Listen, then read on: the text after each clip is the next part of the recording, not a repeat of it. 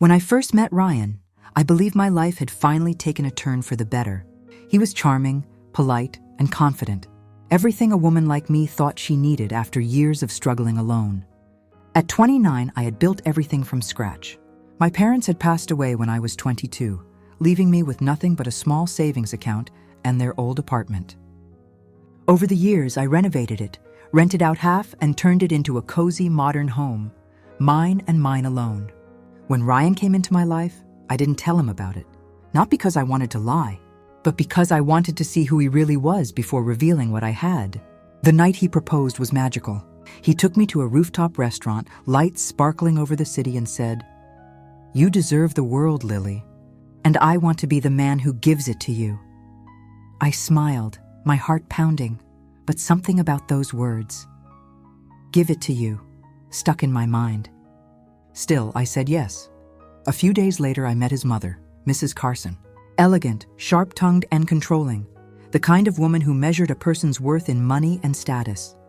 "So, dear," she said, as we sat in her perfectly decorated living room, "what do your parents do?" "My parents passed away," I said softly. "Oh," she replied with a cold smile. "Then, I assume Ryan will be taking full responsibility for your living arrangements?" I sipped my tea and said, "We'll both contribute." She laughed lightly. "Oh no, my dear. Ryan is the man of the house. You'll be the lady. Just focus on keeping him happy." Her words stung, but I smiled and nodded politely. That night, as Ryan drove me home, I asked, "Does your mom always talk like that?" He chuckled. "She just wants the best for me. Don't take it personally."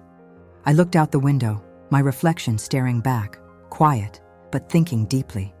The best for him, I thought, not the best for us. Our wedding came quickly, a small ceremony, mostly his family, few of my friends. Mrs. Carson insisted on handling the arrangements. She chose the venue, the decorations, even the guest list. When I suggested hosting a dinner at my place before the wedding, Ryan immediately said, "Oh no, Mom won't like that. We'll stay with her until we find our own apartment." That was when I made my quiet decision. I wouldn't tell them that the apartment I lived in was mine. I let them think it was just a rental, a modest little space, temporary, just like their view of me. After the wedding, we moved in. Mrs. Carson visited every other day, bringing gifts that felt more like inspections. "This couch is too plain," she'd say. "These curtains look cheap. Ryan needs a proper home, not this little box." I smiled through it all. "Of course, Mrs. Carson, we're saving up for something bigger." Inside, I wanted to laugh. We're already living in something bigger, I thought. "I own the walls you're criticizing." Ryan started showing signs of entitlement, too. He'd leave his things everywhere, demand dinner by 7, and say, "Babe, once we move to a real place, Mom will finally stop judging you." One evening, I gently said, "Ryan, this is a real place. Why do you need her approval so much?" He frowned. "Because she's family, Lily. She's helped me all my life." "You wouldn't understand? You don't have anyone." That hurt, but instead of fighting, I stayed calm. People like him, like them, only understood reality when it slapped them in the face. And I was patient enough to wait. A few months later, Mrs. Carson began pushing harder. "Ryan, dear," she said during dinner one evening, "I found a wonderful apartment downtown. Luxury, spacious, perfect for entertaining guests." Ryan's eyes lit up. "That sounds great, Mom. We'll have to check it out." I asked quietly, "And how do you plan to pay for it?" Mrs. Carson smiled tightly. "Oh, don't worry, dear. Ryan and I have it handled." I raised an eyebrow. "Ryan and you?" She smirked. "Well, let's be honest, Lily. You don't exactly contribute much, do you?" Ryan didn't defend me. He just looked away. That night, I cried silently in the shower. Not because I was weak, but because I realized I was living with people who saw me as less. They thought I was just a woman lucky to have a roof over her head. But what they didn't know was that the roof was mine. The next morning, I started preparing. I gathered the apartment's ownership documents, tucked them safely into a folder, and locked them in a drawer. I didn't know exactly when I'd need them, but I knew that one day, that truth would save me. And that day came sooner than I expected. It started with money. It always does. Ryan began spending recklessly. Expensive watches, weekend trips with friends, and dinners that stretched our supposed budget. When I asked him where the money was coming from, he said, "Don't worry about it. Mom's helping." But I did worry. One evening, while he was showering, his phone buzzed. A message flashed across the screen. "Can't wait to see you again tomorrow. Don't forget to bring the wine. S." My heart stopped. I opened the thread. Hundreds of messages, flirty, romantic, secretive. He was cheating, and not just that. Some of those restaurant receipts I had questioned, they were from dinners with her. I stood there in disbelief, the sound of running water from the bathroom echoing in the background. When he came out, towel around his waist, smiling as if nothing had happened, I said quietly, "Ryan, we need to talk." He froze. About what? I looked him straight in the eyes. About S. The moment I said about S, the room froze. Ryan's confident smile vanished. His eyes darted toward his phone lying on the table. He tried to act casual. I don't know what you're talking about." I walked closer, my voice calm but steady. "Then why does she send you messages about wine and kisses? Why does she call you baby?" He swallowed hard, the muscles in his jaw tightening. "Lily, you're overreacting. She's just a coworker." "Coworker?" I said, holding up his phone, the chat open on the screen. "Do coworkers say things like, 'I miss your touch,' or 'last night was amazing'?" Silence. His face turned pale. He took a deep breath, trying to regain control. "Okay, fine, I messed up." But it didn't mean anything. My heart pounded. I wanted to scream, but instead I whispered, "It meant enough to betray me." That night he slept on the couch. I barely slept at all. I kept asking myself, how did I end up here? I had built a life from nothing, worked hard, stayed independent. Yet somehow, I was living with a man who thought lying was love. The next morning, Mrs. Carson showed up unannounced, again. Ryan must have called her because she walked in like a queen entering a courtroom. "Lily," she said in that sharp, sugary tone, "I heard there's been some misunderstanding." I looked at her, confused. "Misunderstanding?" She smiled faintly. "Men make mistakes, dear. It's in their nature. A good wife learns to forgive." I stared at her, stunned. "Forgive? He cheated on me." She waved her hand dismissively. "And you'll ruin your marriage over that?" "Don't be childish. Ryan is a good man. He just needs guidance." I clenched my fists under the table. Every word she said was like poison, calm, cold, manipulative. "Mrs. Carson," I said softly, "I'm not your puppet. And I'm not blind." She tilted her head. "Watch your tone, young lady. You're lucky my son gave you a home." That was it, that sentence. My blood boiled. He gave me a home? I wanted to shout, "This home is mine." But I didn't, not yet. Because in that moment, I realized something powerful. They both needed to believe the lie a little longer. Over the next few weeks, I played along. Ryan tried to act innocent again. Flowers, dinners, apologies. Mrs. Carson came over more often, giving me unsolicited advice on how to keep a husband happy. I smiled, nodded, and let them think they were winning. But behind that smile, I was planning something they could never predict. One Saturday morning, while cleaning the apartment, I found something in Ryan's drawer, a rental agreement application for a downtown apartment. His name and Samantha's, the woman from the texts, were listed as co-signers. I couldn't believe it. They were planning to move in together. And here's the irony. The application listed our address as his current residence. My address, my home. I felt something shift inside me. The quiet, patient woman they thought they could control, she was gone. That evening, I confronted him again. "Ryan," I said, holding the papers. "What is this?" He glanced at them and shrugged. "Oh, that's old. It didn't work out." "Didn't work out?" I asked. "You were planning to move in with her." He sighed, as if I was the one being unreasonable. "Lily, stop making drama. You're always emotional. That's why I can't talk to you." I laughed, a cold, bitter laugh. "You can't talk to me because you're too busy lying to me." He snapped, slamming his hand on the table. "Don't talk to me like that in my house." The words echoed through the room. In my house. I looked at him for a long moment, then smiled. "Sure, Ryan," I said quietly, "your house." The next morning, I called my lawyer, a friend from college, the same one who helped me transfer the property title years ago.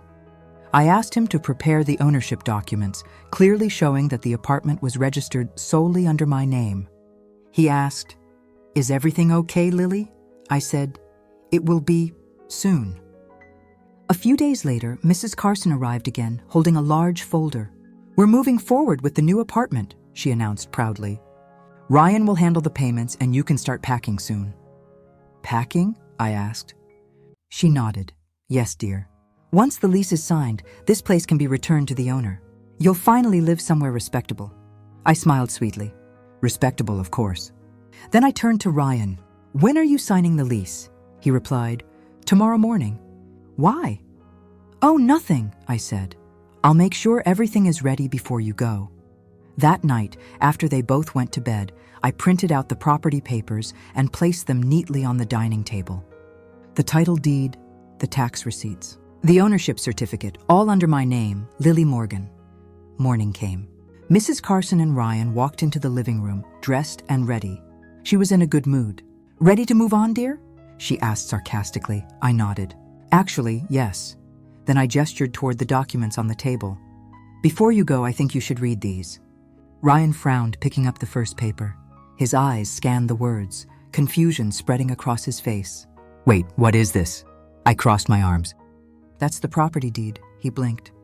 Why do you have this? Because it's mine, I said firmly. This entire apartment, every wall, every floor tile, every door, belongs to me. I inherited it years before I met you. Mrs. Carson's smile vanished. You're lying. I turned to her calmly. Am I? I handed her the title certificate. Look closely at the name.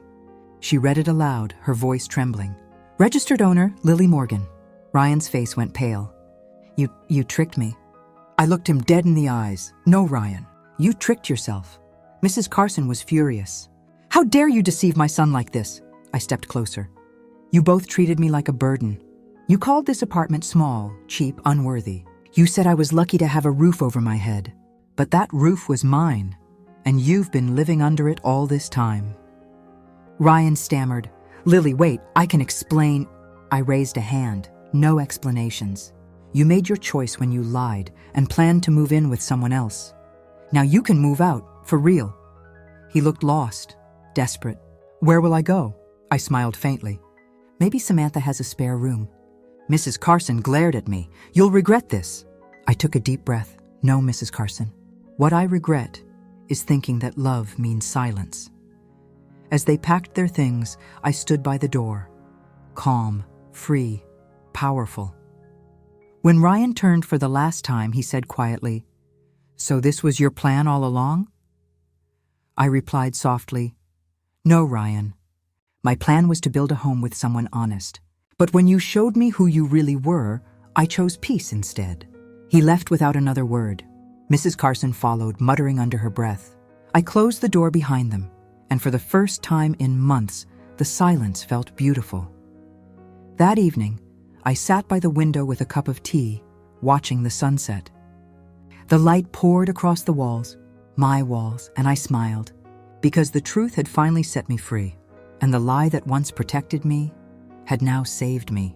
Weeks passed after Ryan and his mother left. For the first time in years, peace lived inside those walls. No more footsteps pacing in anger. No more judgmental sighs from his mother. No more pretending that silence meant harmony.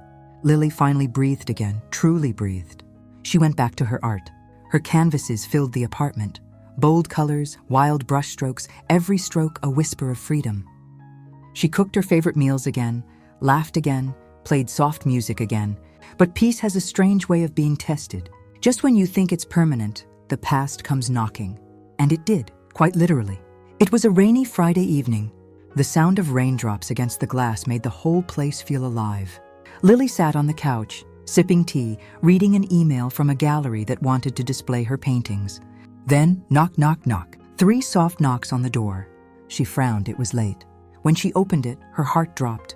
Ryan stood there, drenched, exhausted, and holding a suitcase. Lily, he said quietly, I had nowhere else to go. Her body froze.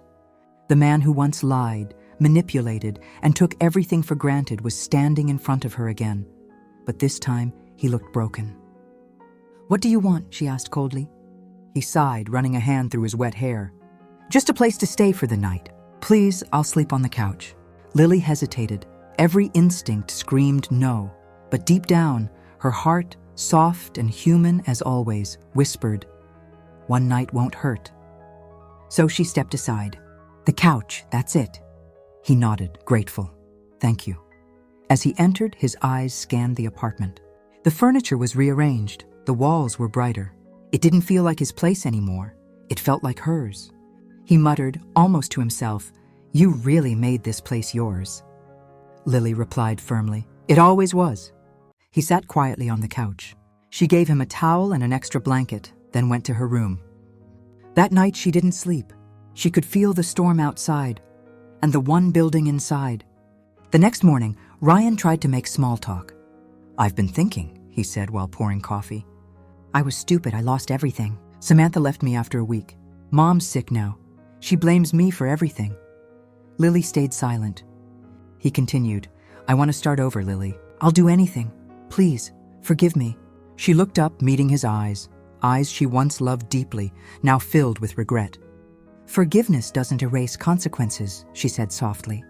"You didn't just hurt me, Ryan, you broke trust. You turned our love into lies." He swallowed hard, "I know. And I'll spend the rest of my life proving I've changed." She shook her head gently. "You can't rebuild a bridge you burned to ashes." For days, Ryan tried to act like the perfect man, cleaning, cooking, offering help. But Lily noticed something. His phone kept buzzing at night. He'd step outside to take calls. One night, curiosity won. She followed him quietly to the hallway. His voice was low but tense. "She doesn't trust me yet. I just need a few more days. Once I'm back in, we'll sell the place." Lily froze. Her chest tightened. Sell the place? That was his plan? To gain her sympathy, move back in, and trick her into selling the apartment? She clenched her fists. A wave of betrayal, sharper than before, surged through her. But this time, she wouldn't cry. She would outsmart him. The next morning, Lily acted normal. She made breakfast, smiled politely, asked him about his day. Inside, she was calm, dangerously calm. That afternoon, she called her lawyer again. "Remember the apartment ownership papers?" she asked. "Yes," he said. "Why?" "I want to make an amendment," she replied. "I'm listing it for sale, under my control only. And I want every legal protection against unauthorized transactions." He paused. "Something wrong?" She smiled slightly. "Just cleaning up old messes." 2 days later, she invited Mrs. Carson, Ryan's mother, to visit. When the older woman arrived, she looked tired and weak, but her sharp tongue hadn't aged a day. "Lily," she said with a forced smile, "I see my son is staying here again." "I'm glad you came to your senses." Lily offered her tea. "Actually, Mrs. Carson, I wanted to discuss something important with both of you." Ryan joined them at the table, looking nervous. Lily placed a folder in front of them. "I've decided to sell this apartment," she said calmly. Ryan's eyes widened, a flash of greed and surprise. "Really, that's great, Lily." "We could start fresh with the money." Mrs. Carson smiled slyly. A wise decision. This place was too small anyway. Lily tilted her head. "Oh, you misunderstand. I'm selling it, and I'm keeping the money." Mrs. Carson frowned. "What?" Lily opened the folder, revealing a contract signed and notarized. "The papers are done. The sale will go through next week. And since I own it, all proceeds go to me." Ryan's face darkened. "You're lying. You wouldn't do that." She looked him in the eye. "You planned to do it first. I just got ahead of you." Mrs. Carson slammed her cup on the table. "Ungrateful woman. After everything we gave you," Lily interrupted softly, "you gave me judgment, control, and pain.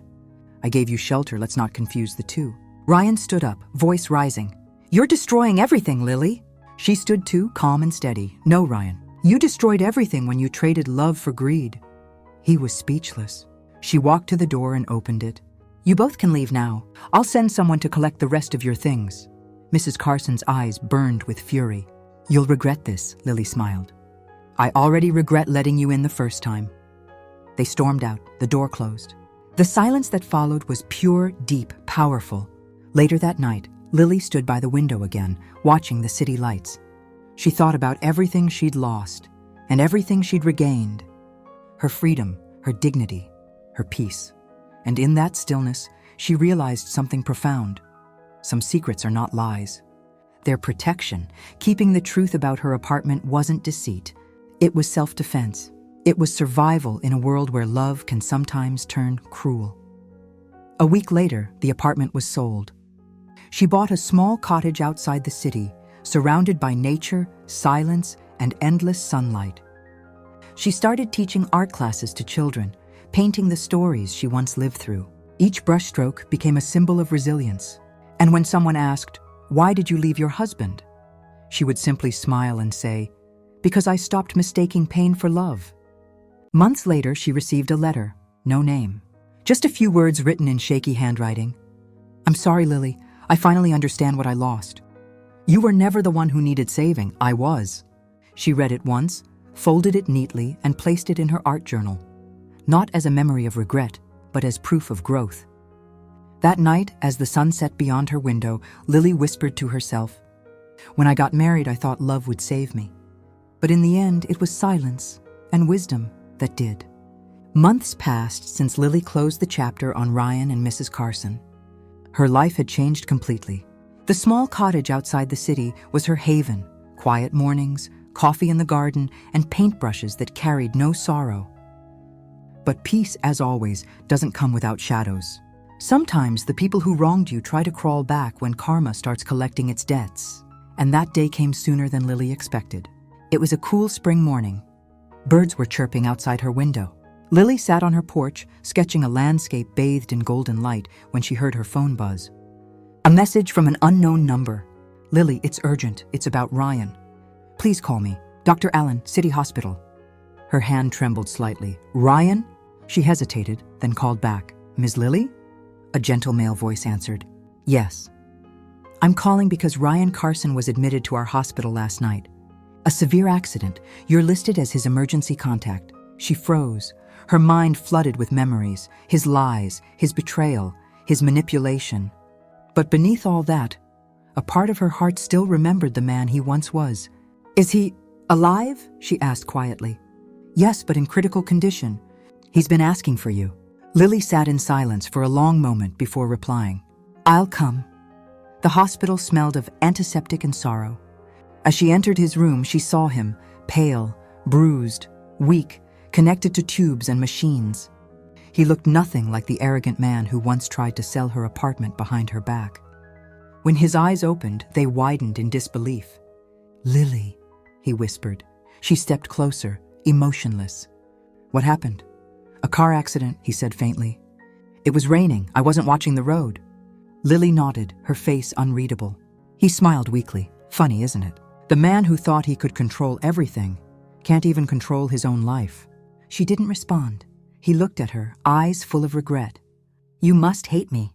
"I don't," she said calmly. "I just stopped letting your hate control me." A tear slipped down his cheek. "Mom's gone, Lily." She blinked. "What?" He nodded. A stroke. 2 weeks ago, she was asking for forgiveness too. Lily stood there quietly, her mind spinning with the irony of it all. Two people who once thought they could destroy her now sat broken.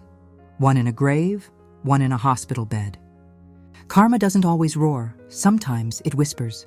He continued, voice trembling. "I lost everything. The money, the house, the business. Samantha took what little I had left and disappeared." Lily sighed softly. "You're finally learning that greed has no loyalty." He chuckled weakly. "Yeah, I just wish I learned it sooner." She watched him for a long moment. Then she said, "Ryan, I forgive you." His eyes widened in shock. "What?" "I forgive you, and not because you deserve it, but because I deserve peace." He turned his face away, ashamed. "You're stronger than I ever was." Days later, Ryan was discharged. Lily helped arrange a small apartment for him near the hospital, paid for his medicines, and left him with a note. "Start over. No more lies. This is your second chance. Don't waste it." Then she walked away, not looking back. Some stories don't need closure. They just need courage to end. Months passed again. Lily's art flourished. Her paintings began appearing in exhibitions. Her name started to grow in the local art community. People admired her work, but more than that, they admired her resilience. One evening, after a successful gallery show, she met a man named Daniel, a journalist who had come to cover her exhibition. He approached her after the event. "Your paintings," he said softly, "they feel alive, like they've lived through storms." She smiled. Maybe they have. Daniel was kind, patient, and nothing like Ryan. He asked questions, not to control, but to understand. Over time, their conversations turned into coffee meetings, and coffee meetings turned into quiet companionship. One afternoon, as they walked through the park, Daniel asked, "Lily, you talk about pain like it's a teacher." She smiled, "Because it is. Pain taught me what peace really means." He nodded, impressed. "You seem fearless." She chuckled, "Not fearless, just finally free." They both laughed, and for the first time in years, Lily felt her heart open again. Not out of need, but out of choice. But fate had one more twist to show her. One day, Lily received an envelope with no return address. Inside was a small key and a short letter. "Dear Lily, I've used your forgiveness as my reason to live differently. This key opens a locker at Citibank. Inside is something that belongs to you. Ryan." Curious, Lily went to the bank. When she opened the locker, she found a sealed envelope and a box. The envelope contained a letter. "I sold the only property I still owned, the lake house. You once said peace comes from letting go. I've decided to do the same. The money inside this box isn't much, but it's clean. It's yours. Consider it my way of saying thank you for saving me from myself." Inside the box was a check, $75,000. Lily stood there for a moment, speechless, not because of the money, but because for the first time Ryan had given something without expecting anything in return.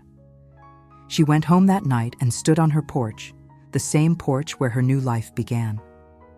The wind was gentle, carrying the scent of flowers and rain. She whispered softly, "We all fall, some more than once. But the real victory is standing again, without bitterness." Daniel joined her, wrapping a light shawl around her shoulders. "Everything okay?" he asked. She nodded, smiling. "Yes, for the first time, everything's truly okay."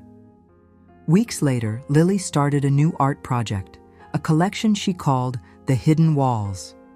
Each painting depicted a woman standing behind a door, holding a secret that protected her. The final painting showed a woman holding apartment keys, sunlight streaming through the window, her face glowing with quiet triumph. At the bottom, she signed it with a single line.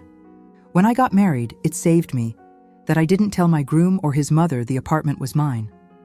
The crowd at the exhibition fell silent when they read it. Some smiled knowingly, some cried, and Lily stood there, no longer a victim, no longer afraid, but as the author of her own story. Life has a strange way of coming full circle. Sometimes, the people who tried to bury you end up planting the seeds for your greatest bloom. And for Lily, that was exactly what happened. It had been 6 months since Lily last heard from Ryan. She often thought about him, not with anger, not even with sympathy, but with quiet closure. One morning, as she returned from her art gallery, a delivery man handed her a letter. The handwriting was familiar. Her heart skipped a beat. She sat on her porch, opened it slowly, and began to read. "Dear Lily, if you're reading this, I may already be gone. Don't be sad, I had a good ending. I started teaching art therapy to children in the rehabilitation center. I told them about a woman who once forgave a broken man and taught him what real strength looks like. You changed my life, Lily. Thank you for saving me from the man I used to be. If there's one thing I learned, it's that love isn't ownership. It's letting go, with grace. Ryan." Lily closed the letter, tears sliding down her cheeks silently. She whispered, "Goodbye, Ryan." There was no bitterness, no anger, just peace.